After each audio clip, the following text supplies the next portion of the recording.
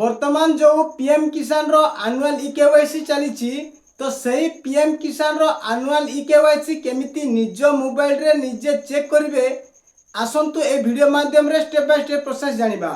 जदि आपण जने पीएम किसान हिताधिकारी अटंती ताहले आपणकर आनुअल ई-केवाईसी हेछि ना नाही केमिति निज मोबाइल रे देखिबे संपूर्ण डिटेल्स जानिबा। तो चलंतु वीडियो को स्टार्ट करिबा। जे कौनसी ब्राउजर ओपन करी एही सर्च बार रे pmkisan.gov.in लेखि सर्च कर दियंतु। एमिति ऑफिशियल होम पेज टी ओपन हो जिवो। एठी जो लेखा जाईछि नाउ योर स्टेटस एठी क्लिक करंतु। तापरे एठी रजिस्ट्रेशन नंबर टाइप करंतु। एठी जो कैप्चा टी शो करिछि से कैप्चा टी को एठी एंटर कर दियंतु। जदि आपनकर रजिस्ट्रेशन नंबर जणा नाही ताहले एही नाउ योर रजिस्ट्रेशन नंबर रे क्लिक करी आधार नंबर किंबा मोबाइल नंबर द्वारा रजिस्ट्रेशन नंबर टी बाहर करि पारिबे। तापरे एही गेट ओटीपी रे क्लिक करंतु।